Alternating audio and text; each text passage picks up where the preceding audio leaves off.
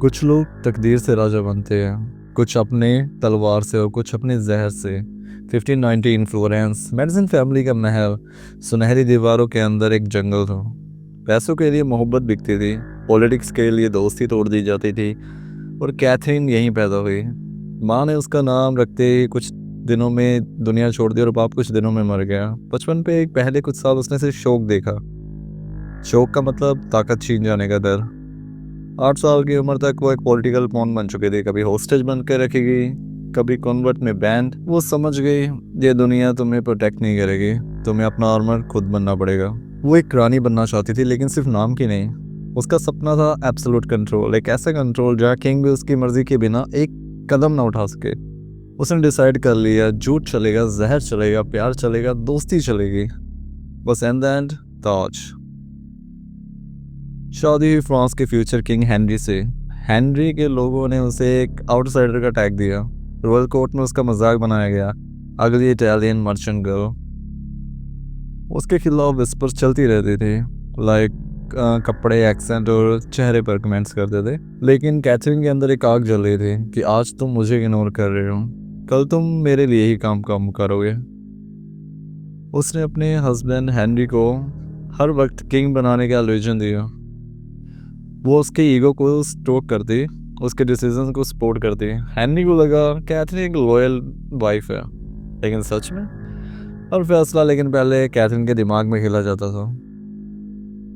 Catherine ने अपने spice का नेटवर्क बनाया। हर सर्वेंट, हर मेड, हर सोल्जर उसके लिए काम करता था। उनके काम और आंखें बन गए। वो कोर्ट के हर सीक्रेट्स को कैथरीन के पास ले जाते थे। कैथरीन ने हर इंसान का थम्सरू जानती थी, किसको पैसे चाहिए, किसको सेक्स और किसको रिवेंज। और जब वक्त आता वो उस वीकनेस का यूज करके उसको अपने कंट्रोल में ले लेती थी। कैथरीन ने समझा कि ब्यूटी का वेपन ज्यादा देर तक नहीं बनाया जा सकता। उसने एक और गेम बनाया, एक रिंग ऑफ ब्यूटीफुल गर्ल्स। ये लड़कियां कोर्ट के सबसे पावरफुल मर्द के करीब भेजी जाती थी। रात को रोमांस और सुबह में सारे सीक्रेट्स कैथरीन के पास होते थे। 1560 में फ्रांस कैथरीन और प्रोटेस्ट में बनता जा रहा था। देश एक सिविल वॉर के करीब था।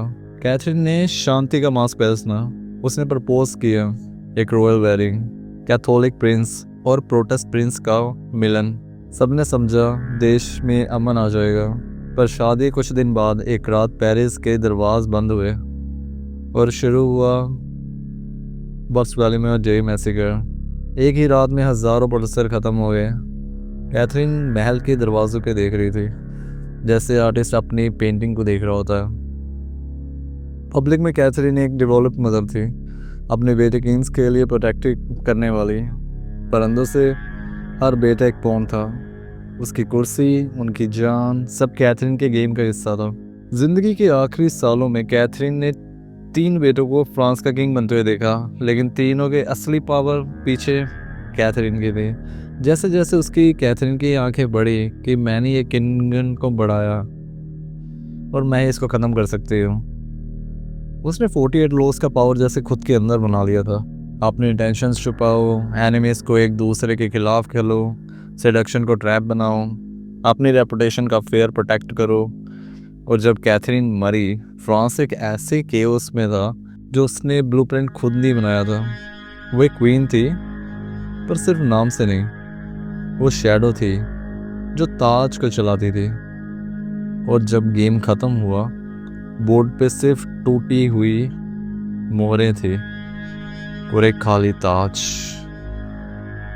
पीस।